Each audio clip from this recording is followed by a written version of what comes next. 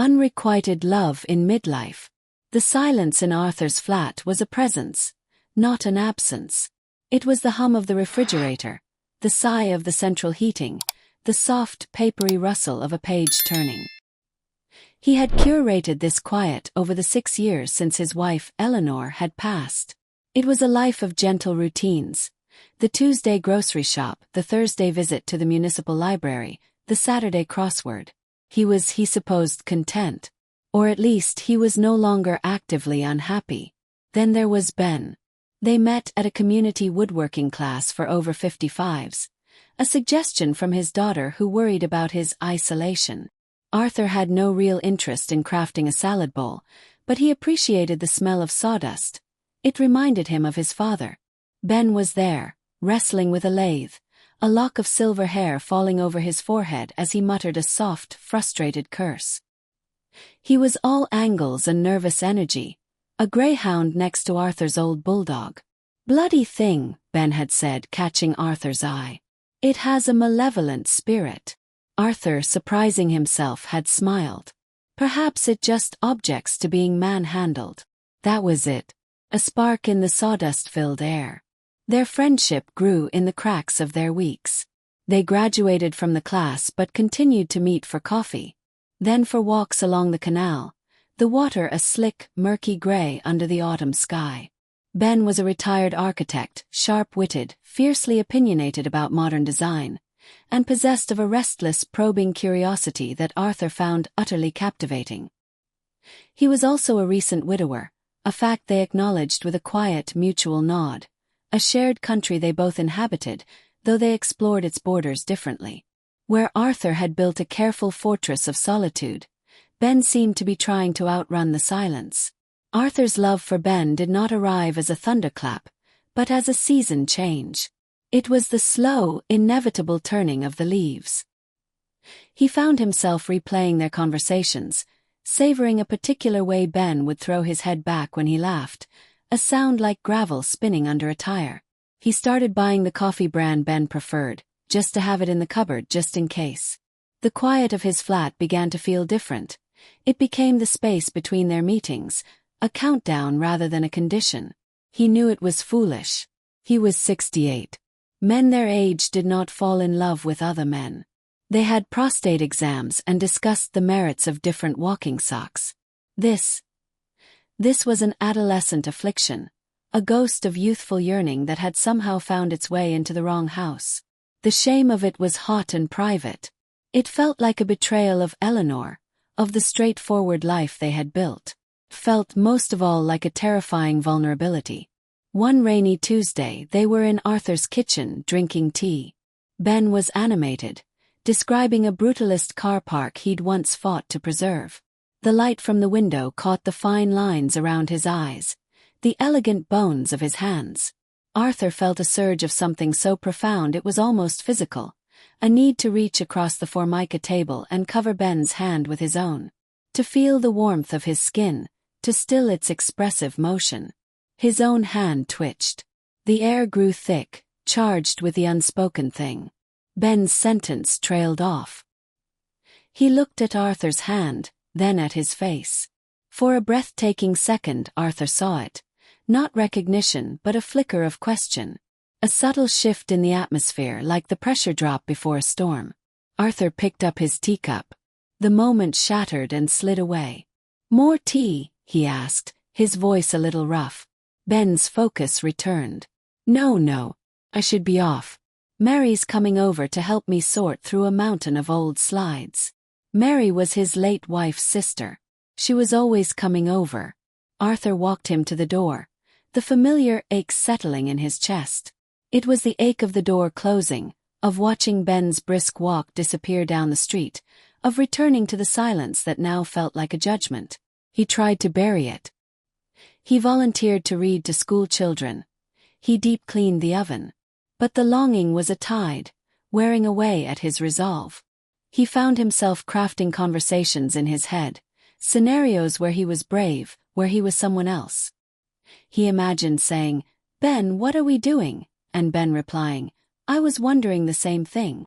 The fantasy was perfect, and therefore useless. The reality was in the details Ben offered without knowing their weight. The way he talked about his wife, Fiona, with a fond, settled grief. The way he'd mentioned offhand a woman from his book club who'd asked him to dinner. Not ready for all that, of course, Ben had said, and Arthur's heart had soared with a pathetic, selfish relief.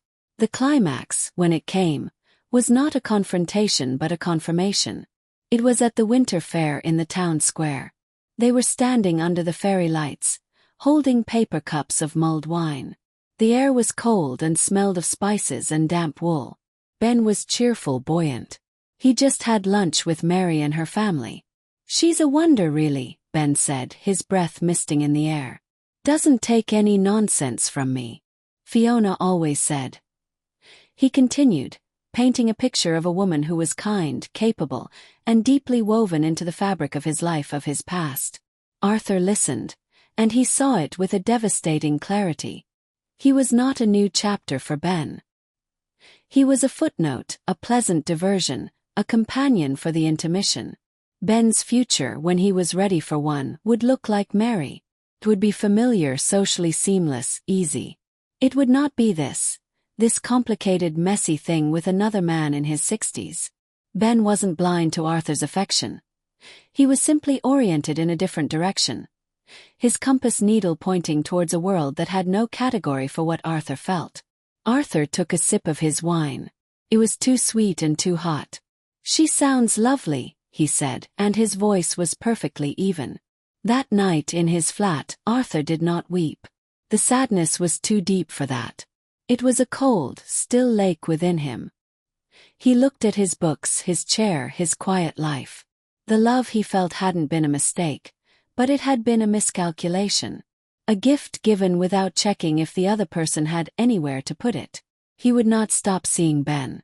The friendship was too precious, a real and solid thing amidst the ghost of what he'd imagined. The love would have to be folded up, small and neat, and tucked away in a drawer inside him. It would become part of his silence. He picked up the book he was reading. He turned a page. The clock on the mantelpiece ticked. Outside, a car passed on the wet street, its sound fading into the distance. The world continued, vast and indifferent and beautiful. And Arthur, alone with his impossible heart, continued with it. The silence after the winter fair was different. It wasn't the old, neutral quiet Arthur had known for years. This one was a held breath, a space waiting to be filled with the echo of a truth he had finally admitted to himself. The ache in his chest had solidified into a smooth, heavy stone, something permanent he had to learn to carry. He still saw Ben. Of course he did. To stop would be an admission of something, a melodrama his soul was too tired for. The following Thursday, they walked the canal path as usual. The bare branches of the willows were sketched against a low, grey sky. Ben was talking about a documentary on Roman engineering. Arthur nodded, making the right sounds in the right places, but his attention was turned inward, monitoring the new weight inside him. He found he could do it. He could listen to the cadence of Ben's voice, could even enjoy the sharpness of his mind, without the frantic, hopeful flutter that used to accompany it. The love hadn't vanished. It had simply been diffused. The danger was gone. What remained was a deep, abiding fondness, laced with a regret so profound it felt almost peaceful. "You're quiet today," Ben said, crunching through a patch of frozen gravel. "Everything all right?" Arthur looked at him, really looked. He saw the concern in Ben's light blue eyes, the genuine care there. It was real, but it was bounded. It was the care one has for a good friend, a comfortable companion. It would never occur to Ben that Arthur's quiet was a vast continent of feeling he had chosen not to explore. "Just thinking," Arthur said, offering a small, reassuring smile. "About the Romans. Remarkable, really, how something they built can still be standing while what we feel. Well, it's also temporary, isn't it?" Ben chuckled, a soft puff of steam in the cold air. "Christ, Arthur, that's a bit deep for a Thursday. You'll be quoting Latin poets at me next." He clapped Arthur on the shoulder, a brief, fraternal gesture that once would have sent a jolt through him. Now it just felt warm and final. The routines continued, But Arthur began to gently, almost imperceptibly, reclaim parts of himself. He signed up for a lecture series on Byzantine history at the university, something just for him. He didn't mention it to Ben. He found himself lingering longer in the library's local history section, chatting with a new librarian, a woman in her 50s with a sharp laugh and a kindness in her eyes that didn't feel like a threat. One afternoon in early spring, they were in Ben's garden. Ben was ruthlessly deadheading roses, his movements efficient and sure. Arthur sat on a weathered wooden bench, a cup of tea going cold beside him.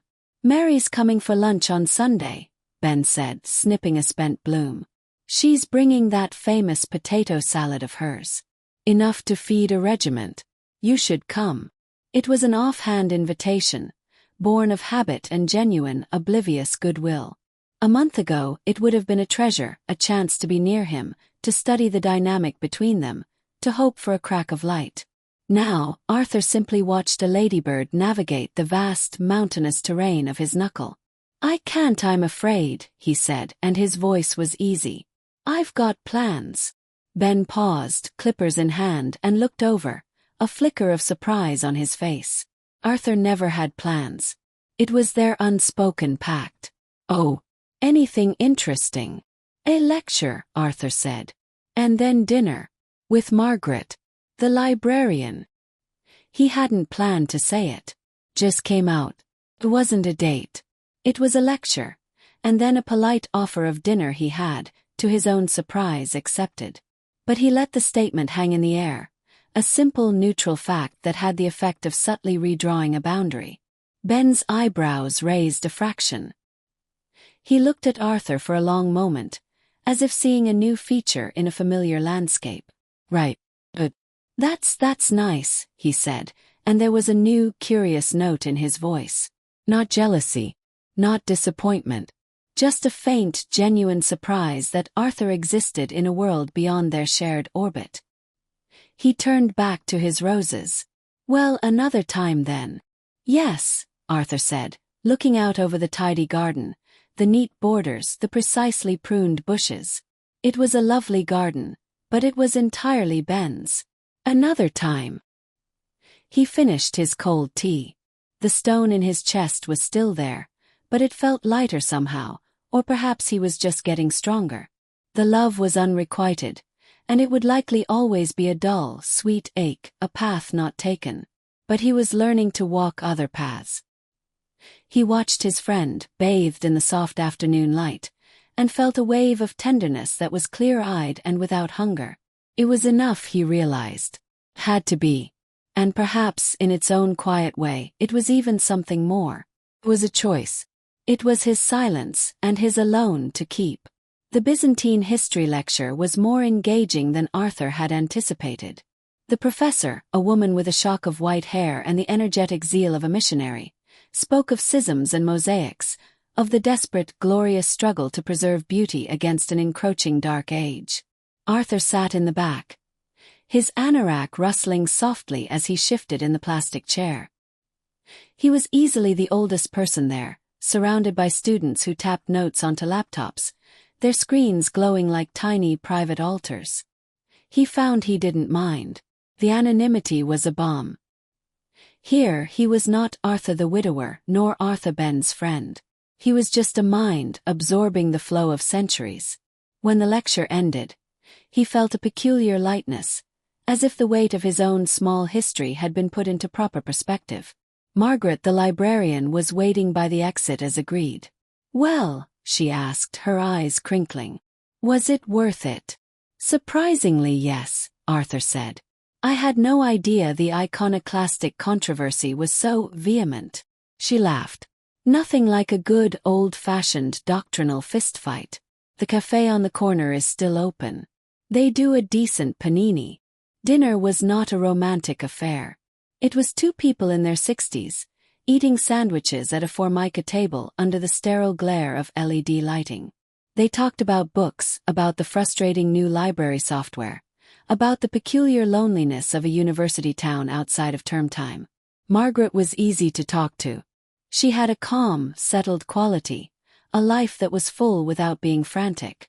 She spoke of a walking group she belonged to, of her grown children scattered across the country. There was no subtext, no pressure. It was simply companionship. When he walked her to her car, she turned and said, "I enjoyed that, Arthur.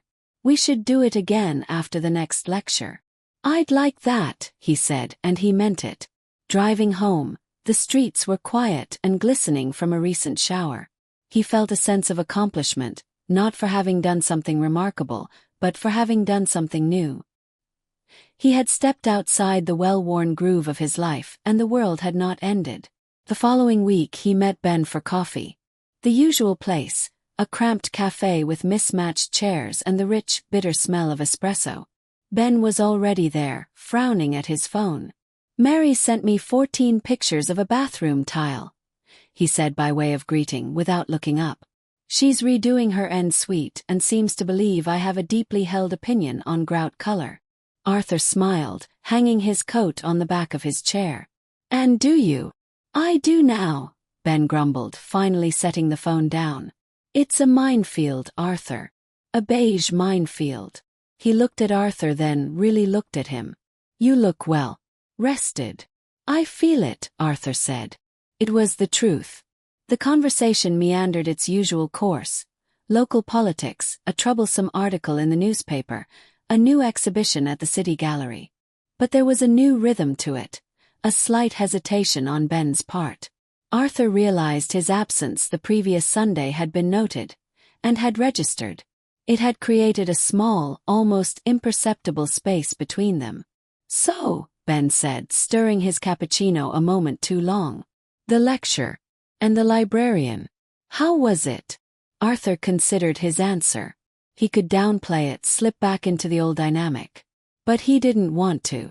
"It was good," he said, his tone even. "The lecture was fascinating. And Margaret is good company. We're thinking of trying the Greek place next time." Ben nodded, absorbing this. He took a sip of his coffee. "Good," he said, and then, as if needing to clarify, "That's good. It's important to have interests." There it was. The word, interests. A small, safe, bloodless word that contained multitudes. Could mean a hobby, a distraction. It could politely sidestep the specter of a new relationship, of a life moving on. Arthur felt no urge to correct him. Let it be an interest. It was, after all, his. "It is," Arthur agreed mildly. "And you conquered the malevolent spirit of your power drill yet?" Ben launched into a story about a shelving unit, his hands carving shapes in the air as he described his battle with a stubborn wall plug. Arthur listened, he laughed in the right places. The fondness was still there, a deep and steady current. But the desperate need to wade into it, to be submerged by it, was gone. He was on the riverbank now, watching the water flow past. It was still beautiful, but he no longer felt the urge to drown in it. He finished his coffee. Outside, the sun had broken through the clouds, illuminating the polished cobbles of the street. The silence that fell between them then was not the old, fraught silence, heavy with everything unsaid. It was just a pause. Comfortable, ordinary silence between two friends. Arthur broke it. "I should get going. I told Margaret I'd help her find a specific book on parish records before the lunch rush." Ben waved a hand. Of course. Don't let me keep you from the archives." Arthur stood, pulling on his coat. He felt Ben's eyes on him, not with longing, but with a new, quiet assessment. He was seeing a man with places to be. A man who had, inexplicably, developed a life of his own. "See you next week," Ben said. It was almost a question. "Of course," Arthur said. And he knew he would. But it would be different now. The balance had shifted, ever so slightly.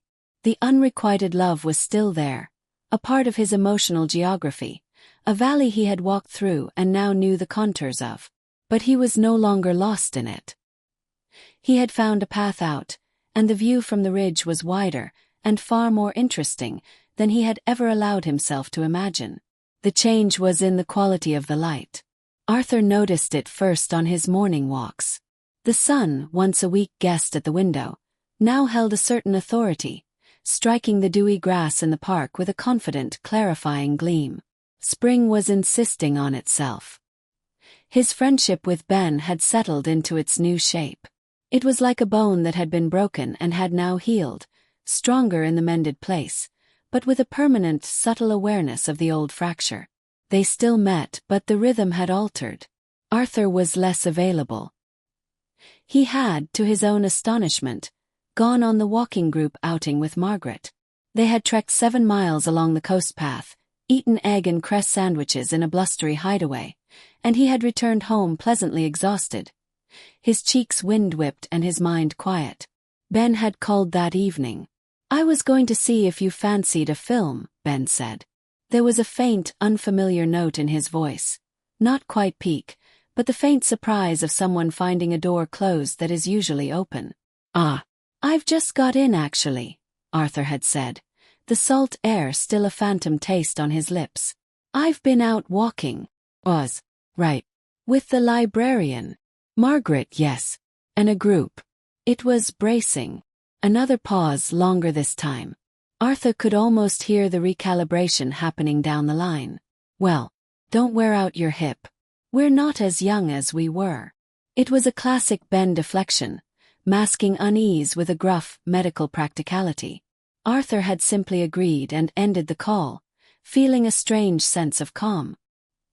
He had not rushed to rearrange to assure Ben of his priority. The world had not tilted off its axis. Now it was a Tuesday. Arthur was in the Modern Art Gallery, a place Ben detested. "It's a con, Arthur. A child could do that." He was standing before a vast, minimalist canvas, a field of deep matte black with a single imperfect stripe of cadmium red cutting vertically through its heart. He wasn't sure if he liked it, but it held him.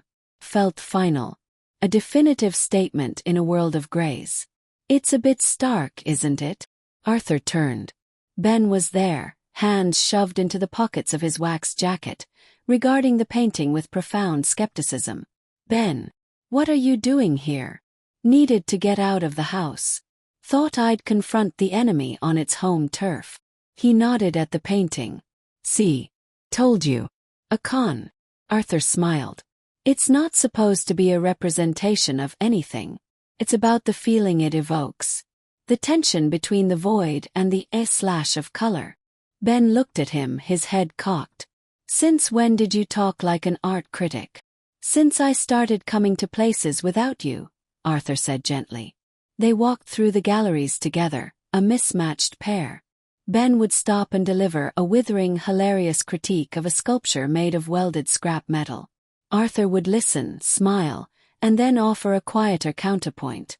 It was their old dynamic, but softer at the edges. The performance was no longer for each other. It was simply a habit, a comfortable, worn-in routine. They ended up in the gallery cafe, a bright, airy space overlooking the river. Ben stirred his tea with a restless energy. "Mary thinks I need a project," he announced. "She's nagging me to build her a garden studio. Claims she needs a sanctuary." "That sounds like a fine idea," Arthur said. "You're good with your hands." "It's a colossal amount of work. Planning permission, foundations, insulation." Ben trailed off, watching a barge move slowly down the river. "She's there all the time, you know. The house. It's constant." Arthur heard it then. Not a complaint but a confession. The constant companionship he himself had once ached for, Ben was experiencing as a gentle siege. He was surrounded by care, by the living memory of his wife in the form of her sister, and he was suffocating. "You could tell her you need some space," Arthur offered. "And say what? Please stop being so kind. So helpful." Ben shook his head. "It's easier to just build the bloody studio." The unrequited love, Arthur realized, was not a one-way street. Ben was trapped too, not by longing, but by gratitude and a grief that had been seamlessly adopted and maintained by someone else. He was loved, but not in the way he perhaps needed. He was being curated, his life gently managed. Arthur's lonely freedom suddenly seemed, for a fleeting moment, like a privilege. I envy you sometimes, Ben said, as if reading his thoughts. He looked older suddenly, the light from the window catching the lines of fatigue around his eyes. The quiet peace. You've built a life that's just yours. Arthur was stunned into silence. He looked at his friend, truly looked at him, and saw not the object of his desire, but a fellow traveler, just as lost, just as weary, navigating a different map of the same lonely country. It has its moments, Arthur said finally. They left the gallery together, stepping out into the afternoon sun. The moment of raw vulnerability had passed, tucked away again behind the daily armor of friendship. Well, Ben said, squinting up at the sky, I suppose I'd better go and look at shed designs. I'm meeting Margaret for a book thing later, Arthur said. Ben nodded, a quick, accepting movement. Right. Well, don't let me keep you. They parted ways on the pavement. Arthur watched Ben walk away, his figure straight and slightly defiant, heading towards the bus stop, towards his project, towards the constant, kindly presence of Mary. The love Arthur felt was still there, but it was no longer a sharp, defining pain. It was a vast and complicated tenderness for the whole, flawed, struggling man. It was the love you can only have for someone when you finally stop asking them to save you. He turned and walked in the opposite direction, towards the library, towards his own complicated, quiet life. The sun was warm on his back. The unrequited thing was still there, but it no longer defined the borders of his world. It was just one color in the larger, more complex painting of his life. And for now that was enough. The project of Ben's garden studio became the new central fact of their friendship. It was a gift, Arthur thought, a neutral territory they could both occupy without stepping on the hidden landmines of the heart. Ben, with the furious energy of a man trying to outrun his own thoughts, threw himself into it. Arthur became his chief consultant, his fetch and carry man, his audience. He would stand at the periphery of Ben's manic energy, a mug of tea in hand, watching him attack a piece of timber with a saw. The air would fill with the scent of fresh-cut wood and the sound of Ben's muttered imprecations.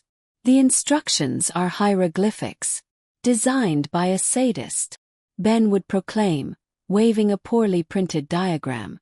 Arthur would simply nod. Perhaps it's interpretive. It was during these afternoons that Arthur saw the cracks in the facade of Ben's curated life. Mary would appear, bearing a tray with overly elaborate sandwiches cut into triangles. Her presence a quiet, persistent humidity. "Benjamin, you'll strain your back," she'd say, her voice a blend of concern and command. "I'm fine, Mary," he'd grunt, not looking up from his task. "You said that before you threw out your shoulder moving the rockery." It was a history Arthur wasn't part of, a shared language of past infirmities and domestic skirmishes. He would stand there, a ghost at the feast of their shared past, sipping his tea. One such afternoon, Mary had just retreated back into the house after a particularly pointed comment about Ben's hammering technique. The silence she left behind was brittle. Ben drove a nail into a joist with a force that was entirely unnecessary. "She means well," Arthur said, his voice quiet. Ben wiped his forehead with the back of his wrist. "I know she does. That's the worst part. It's like being smothered by a very kind, very efficient blanket." He looked at Arthur, his expression raw and tired. "She's turning the spare room into a sewing room.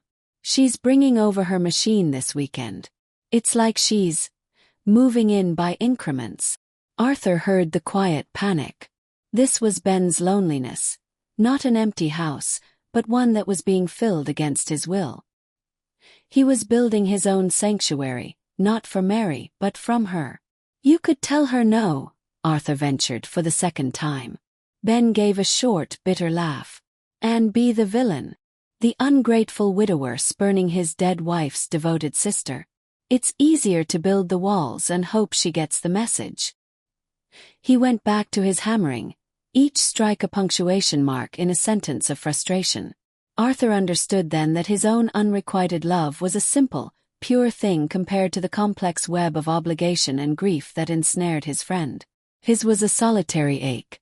Ben's was a crowded one. The studio began to take shape, a neat, square skeleton in the corner of the garden. Arthur found a strange solace in the work. There was a primal satisfaction in seeing something rise from nothing, board by board. He was useful. His hands, which had for years only turned pages and held teacups, now held spirit levels and past tools. It was a different kind of silence, one filled with purpose. One evening, as they were packing away the tools in the fading light, Ben spoke without looking at him. "This helps, you know. You being here." Arthur was tightening the lid on a tin of screws. He stilled. "Does it?" "Yes. Normalizes it. Makes it feel less like a desperate act of a madman and more like two blokes building a shed." He finally looked up, and in the twilight, his face was softened, the usual sharp edges blurred. "It keeps her at bay. When you're here, she just brings an extra cup of tea and leaves. It's when I'm on my own that the full force of her planning comes to bear." It was the closest Ben had ever come to acknowledging the unspoken dynamic. He wasn't thanking Arthur for his love or his company or his conversation. He was thanking him for being a buffer, a human shield against a kindness he couldn't bear. Arthur felt the old ache then, but it was distant, like an old wound complaining of a change in the weather. He wasn't the hero of this story, nor the object of desire. He was a supporting character, a plot device in Ben's narrative of survival. And somehow, in the clarity of that twilight, he found it was enough. It was a role. It was real. "Any time, Ben," he said, his voice even. "I've got nowhere else to be." It wasn't entirely true anymore, but it was the kind thing to say. Ben clapped him on the shoulder, a gesture of gratitude that was as uncomplicated as the wood and nails between them. They walked back to the house in a comfortable silence, two old men in a garden, building walls against different kinds of loneliness. The final lecture in the Byzantine series was on the fall of Constantinople. The professor described the final hours, the breach in the walls, the desperate last stand at the Hagia Sophia, the end of an empire that had lasted 1,000 years. Arthur sat, as always, in the back. He found he wasn't listening to the tactics or the politics. He was fixed on the small human details, the citizens huddled in the great church, the emperor removing his imperial insignia to die as a common soldier. It was not about the grand narrative of history, but about how people met an ending they had known was coming for a very long time. Afterwards, he and Margaret went to the Greek taverna. It was a quiet, family-run place, smelling of oregano and grilled meat. They shared a plate of calamari and talked, not about the fall of empires, but about resilience. "It's not the grand gestures, is it?" Margaret said, sipping her wine. "It's the small things that get you through. The routines. Cup of tea. The book you're reading. The walks," Arthur added. "The walks," she agreed with a smile. It was an understanding. They were two people who had known loss and had, through sheer, undramatic persistence, built a raft of small comforts to keep themselves afloat. There was no romance between them, but there was a deep, abiding respect for the other's raft. He arrived home to a silent, dark flat. The red light on his answer phone was blinking. One message. He pressed play. "Arthur. It's Ben." The voice was thick, slurred. There was a long pause, filled with the hollow sound of an open line. "The studio's finished. Mary, she's brought over a rug. And a bloody vase." Another pause, a shaky inhalation. "It's not a sanctuary. It's just another room in her house." The message ended with a click. Arthur stood in the dark, the professor's words about last stands echoing in his mind. Ben's walls had been breached. The kindness had won. He didn't call back. He knew what a drunk, maudlin Ben was like, sullen and self-pitying by turns. The morning would bring shame and a brusque apology. Instead, Arthur went to the kitchen and made a pot of strong coffee. He poured it into a thermos. The sky was just beginning to lighten when he let himself into Ben's garden. The new studio stood there, a neat wooden cube smelling of fresh timber and varnish. Through its window, he could see Ben, asleep in a worn armchair that had been dragged out from the house, an empty whiskey glass on the floor beside him. Arthur didn't wake him. He set the thermos down on the new workbench, next to a vase filled with a too cheerful arrangement of faux sunflowers. He looked at Ben, his head lolled back, his face soft and vulnerable in sleep, all the usual sharp defensiveness gone.